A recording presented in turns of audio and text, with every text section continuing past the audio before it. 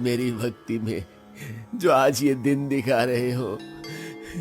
किस बात की सजा दे रहे हो प्रभु राम? किस बात की? बाबा जल्दी आइए, भैया को फिर से। हे राम लला, अब सब आपके ही भरोसे है। रघुनाथ अपनी बेटी के साथ कमरे से निकलता है और भागकर घर के दूसरे कमरे में जाता है और देखता है कि वहां उसका इकलौता बेटा किसी राक्षस की तरह चिल्ला रहा था। उसके दोनों हाथ जंजीर से बंधे होते हैं। फिर जैसे ही रघुनाथ उसके सामने आता है, उसका गुस्सा और बढ़ जाता है। आ गया तू चाहे कितनी भी विनती कर ले, तेरे बेटे की मौत तो होकर रहेगी। उसके बाद मैं एक एक कर तेरे पूरे परिवार को मार दूंगा और तू बस देखता ही रह जाएगा। अरे दुष्ट आत्मा, तू मेरे सब्र का इम्तिहान मत ले। मैं तुझे एक पल में भस्म कर दूंगा। पर तू ऐसा करेगा नहीं, मुझे पता है, क्योंकि अगर मैं मरूंगा तो तेरा बेटा भी मरेगा। मंत्र पढ़ ले, जितने चाहे मंत्र पढ़ ले, मैं लौट कर फिर। रघुनाथ मंत्र पढ़ते हुए गंगा जल छिड़कता है।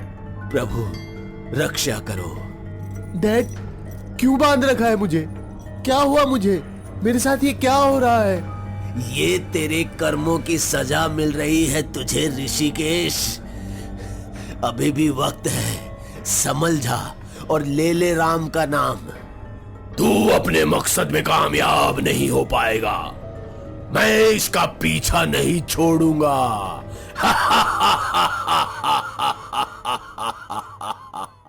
Many years ago, अयोध्या से लगभग 100 किलोमीटर दूर रघुनाथ एक छोटे से शहरी क्षेत्र माया नगरी में रहता था। कस्बा छोटा था, लेकिन काफी प्यारा और बदलते जमाने के साथ कदम से कदम मिलाकर चल रहा था। और इस कस्बे में रघुनाथ जी लोगों के बीच एक ऐसे शख्स थे जिन्हें लोग प्रभु राम के ऐसे भक्त के रूप में जानते थे, जिसके मुंह से राम के लिए जो भी निकलता लोग उसी को सच मानते, क्योंकि रघुनाथ राम भक्ति में ही सारा समय गुजारते थे। जब भी समय मिलता वो शहर से दूर बस अयोध्या के लिए निकल पड़ते थे और वापस आकर लोगों को वहां की कहानियां सुनाया करते। यूं तो माया नगरी में रघुनाथ होटल चलाते थे, लेकिन लोगों के लिए उनका होटल किसी मंदिर जैसा था। लोग घुसने से पहले चप्पलें उतारते थे और हाथ पांव धोए बिना तो अंदर जाते ही नहीं थे। उनके होटल का खाना लोगों के लिए प्रसाद की तरह था, जिसे वो टेबल कुर्सी पर नहीं बल्कि जमीन पर बैठकर खाते थे। रघुनाथ भी ये होटल कमाई के लिए नहीं चलाता था, उसके लिए उसकी खेती ही काफी थी। होटल तो वो गरीब लोगों के कल्याण के लिए चलाता था, बिल्कुल कम रुपए लेकर, ताकि उनका कोई घाटा भी ना हो और उन लोगों को भोजन भी मिल जाए जिन्हें 2 वक्त का भोजन भी नसीब नहीं होता था। अभी रघुनाथ के प्रभु का चमत्कार ही था कि उसके होटल के कई किलोमीटर दूर तक कोई दूसरा होटल नहीं था, क्योंकि कस्बे के लोग भी यही मानते थे कि रघुनाथ भगवान का काम कर रहा है, गरीब लोगों के लिए होटल खोलकर। और ऐसे दूसरे होटल को खोलकर भगवान के काम के बीच में क्यों आना? लेकिन बदलते वक्त ने लोगों के विचार भी बदल दिए। रघुनाथ का होटल बाजार के एकदम बीच में था, जहां होटल के साथ साथ वो बेघर लोगों के लिए रैन बसेरा भी चलाते थे। पर होटल के आसपास के बड़े एरिया पर एक बड़े बिल्डर की नजर थी, जो वहां एक मॉल बनाना चाहता था। बाकी सब लोग तो बिल्डर के पैसों के लालच में आ गए, लेकिन रघुनाथ तो पैसे कमाने के लिए ये होटल नहीं चला रहा था ना, इसलिए बिल्डर की उस पर एक ना चली। क्योंकि रघुनाथ जानता था कि अगर वो बिल्डर को अपनी जमीन दे भी देगा और अगर उसने मॉल में होटल खोल भी लिया तो फिर भगवान का काम नहीं होगा, क्योंकि ये मॉल वाले कभी भी किसी गरीब को अपने महंगे कैंपस में घुसने नहीं देंगे। अब जिनकी जेब में फूटी कौड़ी तक नहीं है, उन्हें मॉल में कौन घुसने देगा? रघुनाथ जी, हमें मालूम चला आपके घर से कोनो खाली हाथ नहीं लौटता है, तो ई गरीब को काहे खाली हाथ भेज रहे हैं? जो कुछ भी मैं लोगों को देता हूँ वो सब उस प्रभु की बदौलत, लेकिन आप तो मुझसे मेरे प्रभु राम को ही मांग रहे हैं। अरे ऐसा बात नहीं है, आप गलत समझ रहे हैं। अरे हमारे मॉल का सेंटर ऑफ अट्रैक्शन आपके राम ही होंगे। आपके होटल से भी बड़ा मूर्ति लगवाएंगे हम मॉल के अंदर। अरे बाकी लोगन को तो हम 1-2 दुकान देकर छुट्टा कर देंगे, आप 4-5 रख लीजिएगा। हाँ, और ये लीजिए 2 करोड़ रुपया है, रख लीजिए। देखिए साहब, आप बड़े आदमी हैं, लेकिन मुझे पैसे में मत तोलिए। बड़ी मूर्ति से कुछ नहीं होता, प्रभु की भक्ति आस्था से होती है। और क्या फायदा होगा उस भव्य मूर्ति का, है, जहां गरीब लोग देख भी नहीं पाएंगे। आपसे हाथ जोड़कर विनती है, आप मुझे खरीदकर गरीब लोगों की उम्मीद मत छीनिए। अरे काहे इन गरीब लोगन के चक्कर में अपना नुकसान करवा रहे हैं भाई। एक बात सुन लीजिए, मॉल तो हम आपकी जमीन के बगैर भी बनवा सकता हूं, पर अच्छी डील दे रहा हूं आपको। डैड सही कह रहे हैं, ये डील अच्छी। अभी तुम्हारा बाप जिंदा है, तुम चुप रहो। नए दौर का लड़का है, नफा नुकसान समझता है। ए बेटवा, का नाम है तुम्हारा? सर रिक्की। आप जा सकते हैं श्रीमान, लेकिन अन्नपूर्णा स्थान में प्रसाद जरूर लीजिएगा। बिल्डर मुस्कुराते हुए वहां से निकल जाता है, लेकिन अपनी गाड़ी में बैठने से पहले अपने राइट हैंड साहिल से कहता है, ए साहिल, ये ऐसा नहीं टूटेगा। अब हमने बोल तो दिया है कि मॉल बनवा लेंगे, लेकिन अगर उसके आगे इसका ई गरीब खाना हुआ तो हमारा तो पूरा शो बिगड़ जाएगा बे। इसका कोनो कमजोर कड़ी ढूंढो। अरे सामने ही तो है सर, उसका बेटा रिक्की। उसकी आंखों में डील की चमक साफ दिख रही है। बुलाओ उसे अड्डे पर। इतना कहता हुआ बिल्डर और साहिल गाड़ी में बैठ जाते हैं। उनके जाते ही रघुनाथ अपने बेटे से ये साफ कह देते हैं कि इस डील की बात मन से निकाल दे। और इतना कहकर रघुनाथ अपने स्कूटर से अपने होटल के लिए निकल जाता है। इधर रिक्की के मोबाइल पर एक मैसेज आता है और वो अपनी बाइक लेकर शहर की तरफ निकल जाता है और अपने दोस्त जावेद से मिलता है। जावेद मेरे भाई, कैसा है तू? अरे बढ़िया, एकदम बढ़िया। बता, क्यों बुलाया मुझे? यार तू मेरा सबसे अच्छा दोस्त है, और आज का दिन मैं तेरा सबसे अच्छा बनाना चाहता हूँ। कैसे? अरे तू मेरे साथ आ बस। हाँ। जावेद उसे एक तंग गली से होते हुए अंधेरे गलियारे में ले जाता है, जहां दूसरी तरफ जो दुनिया होती है उसे रिक्की ने कभी जिंदगी में भी नहीं देखा था। अजीब सी चमकीली लाइट, शराब पीते लोग, सभी लोगों के चेहरे पर बनी शैतानी आकृति और नशे में सब झूम रहे थे। जावेद के इशारे पर 2 लड़कियां उनके पास आती है। उनके चेहरे पर निशान ऐसे बने थे जैसे कोई चोट लगी हो, पर यह बस उस पार्टी की थीम थी, हैलोवीन पार्टी की। उन दोनों लड़कियों ने काफी छोटे कपड़े पहन रखे थे, जो जावेद के इशारे पर रिक्की से चिपक कर डांस करने लगती है। अचानक से वहां की लाइट्स और भी डरावनी हो जाती है और लड़कियां किसी चुड़ैल की तरह रिक्की से लिपटकर डांस करने लगती है और उसे नशीली चीजें देने लगती है और फिर रिक्की को अंदर एक कमरे में ले जाती है।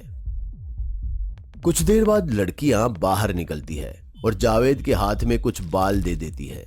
उसे एक प्लास्टिक के पैकेट में रखते हुए जावेद साहिल के पास जाता है। उसे साहिल को देते हुए कुछ पैसे लेकर निकल जाता है। इधर कमरे के अंदर बिल्डर के साथ साहिल अंदर जाता है। कमरे के अंदर अजीब सी लाइट होती है और 2 लड़कियों के बीच रिक्की बेड पर लेटा होता है।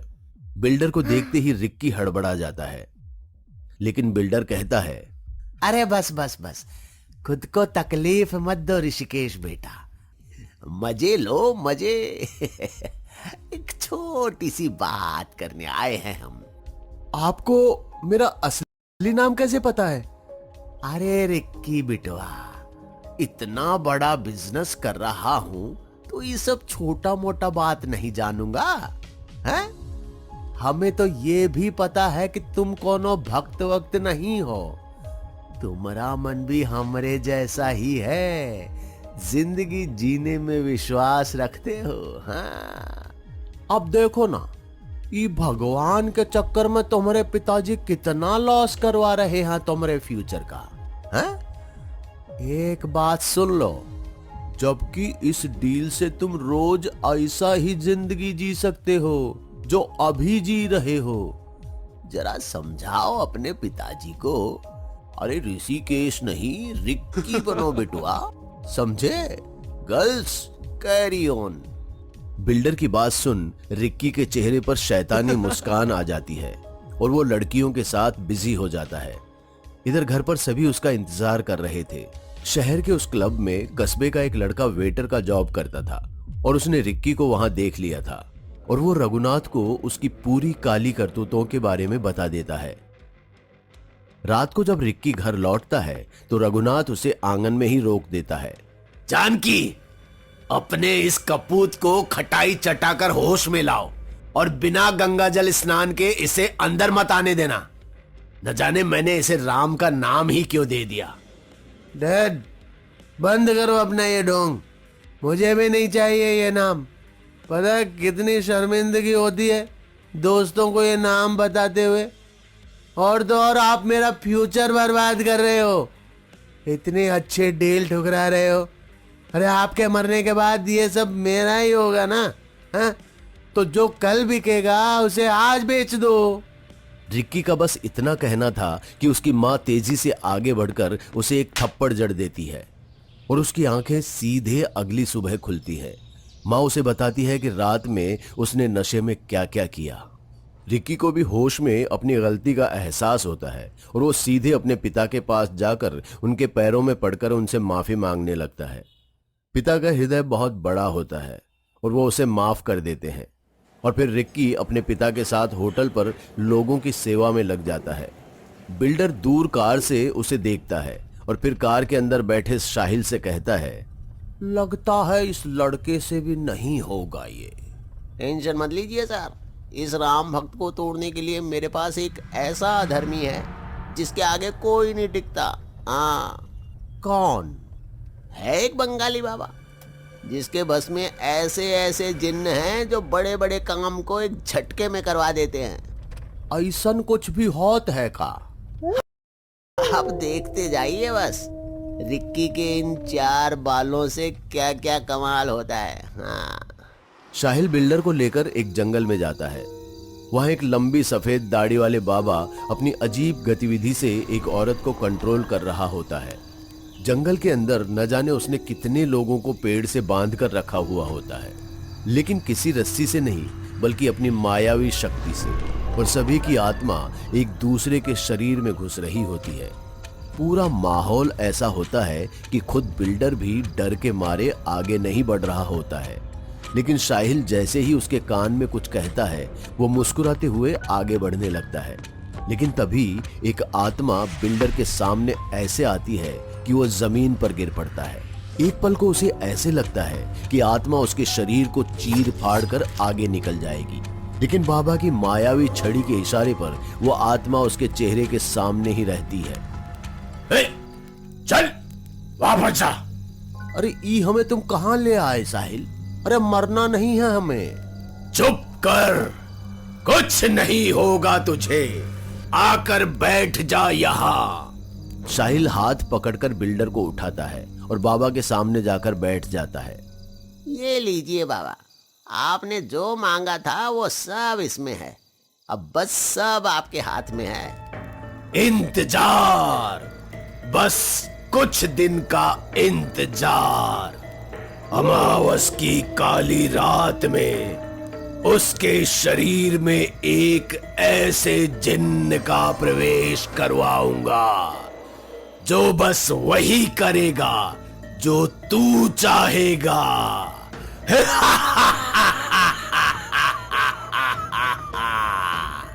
बिल्डर के चेहरे पर एक भयानक मुस्कान आ जाती है और इधर अमावस की रात, और रिक्की की तबीयत ऐसे बिगड़ने लगती है जैसे वो कितना ज्यादा बीमार हो। उसकी आंखों के नीचे काले गड्ढे बन चुके थे और कोई भी उसके पास जाता तो उसकी तरफ ऐसे झपटता जैसे कि वो कोई जानवर हो। रघुनाथ उसकी हालत देखकर समझ जाते हैं कि उसके ऊपर जरूर कोई काला साया है। इधर वो अपने हिसाब से सिद्धियां कर रिक्की के शरीर से उस जिन्न को भगा देते हैं, लेकिन जिन्न दूसरे ही पल वापस रिक्की के शरीर में घुस जाता है और रघुनाथ के गले को पकड़कर उस पर चीखने लगता है। रघुनाथ बिल्कुल शांत होकर अपने प्रभु को याद करने लगते हैं और इधर रिक्की देखते ही देखते बेहोश हो जाता है। जंजीर लाओ और बांधो इसे। लेकिन बाबा आप ऐसा क्यों कर रहे हैं? आखिर आप भैया को बांध क्यों रहे हो? बेटी, जितना कह रहा हूँ अभी उतना ही करो, नहीं तो इसके अंदर जो काली शक्ति है वो सब खत्म कर देगी। रिक्की को बांधते ही रघुनाथ श्री राम के आगे जाकर हाथ जोड़ लेते हैं और उसकी बेटी दोबारा से उसे रिक्की के दूसरे दौरे के बारे में बताती है। रघुनाथ उस पर काबू पाने की कोशिश भी करता है, लेकिन वो जिन्न पीछा छोड़ने को तैयार ही नहीं होता है। अब बस एक ही रास्ता था कि रिक्की भगवान का नाम ले, लेकिन उसके लिए जरूरी था कि वो जिन्न उसका पीछा छोड़े। लेकिन वो इतना शक्तिशाली था कि रिक्की के शरीर से जाता था तो तुरंत वापस लौट कर आ जाता था। रघुनाथ को कुछ समझ नहीं आ रहा था। तभी उसे किसी का कॉल आता है और वो रघुनाथ से कहता है कि मैं एक वीराने में हवेली खरीद रहा हूँ, लेकिन सोच रहा हूँ कि वहां हनुमान आराधना करवा लूं ताकि अगर कोई बाधा विघ्न हो तो टल जाए। देखिए, मैं अभी बहुत परेशान हूँ, मैं आपसे बाद में बात करता हूँ। इतना कहकर रघुनाथ फोन काटने ही वाला होता है कि न जाने उसके दिमाग में क्या सूझता है और वो कॉल पर उससे कहता है, बिल्कुल सही कह रहे हैं, अब राम भक्त हनुमान ही सब विपदा हरेंगे। इतना कहकर रघुनाथ भागे भागे घर के बाहर जाते हैं और वापस एक मंडली के साथ आते हैं जो घर के आंगन में पूरी श्रद्धा के साथ हनुमान आराधना शुरू करते हैं। और अंदर रिक्की जोर जोर से चीखने लगता है। उसकी चीख सुनकर इधर मंडली और जोर से राम भक्त हनुमान की आराधना में लग जाते हैं। इस वक्त कमरे के अंदर का दृश्य ऐसा होता है जैसे जिन्न रिक्की का शरीर फाड़कर बाहर आ जाएगा। कमरे के सभी खिड़कियों के शीशे फूटने लगते हैं, लाइटें चरमराने लगती है और एक तेज चीख के साथ जिन्न रिक्की के शरीर से निकल जाता है और रिक्की जंजीर से लटककर बेहोश हो जाता है। उसके बेहोश होते ही एक बड़े विद्वान पंडित कमरे के अंदर आते हैं और उसके सिर पर भभूत लगाते हैं, हाथ में रक्षा सूत्र बांधकर बिस्तर पर लिटा देते हैं। अगली सुबह जब रिक्की की आंखें खुलती है तो वो अपने पापा को याद करता है। डैड, क्या ये उस बिल्डर ने करवाया? चिंता मत कर, अब उसे अपने कर्मों की सजा मिल गई है। जमीन के लिए उसने 2 लोगों को मारा था, कोर्ट ने अब उसके मॉल पर ही स्टे लगा दिया है। माफ कर देना पापा, मैं उसके लालच में आ गया था और आपको इतनी परेशानी हुई। बस कर बेटा, तू समझ गया, इतना काफी है। बाकी सब जाने प्रभु राम। हाथ जोड़कर भगवान से माफी मांग। और हाँ, हम आज ही निकल रहे हैं अयोध्या के लिए। एक बार राम लला के दर्शन करके आएंगे तो सब ठीक हो जाएगा। जय श्री राम, जय हनुमान, जय श्री राम, जय हनुमान, जय श्री राम, जय श्री राम। दोस्तों, अगर आपको हमारी कहानी अच्छी लगी हो तो लाइक, कमेंट और शेयर जरूर करें। साथ ही रेगुलर अपडेट के लिए चैनल को सब्सक्राइब करें। और अगर आपके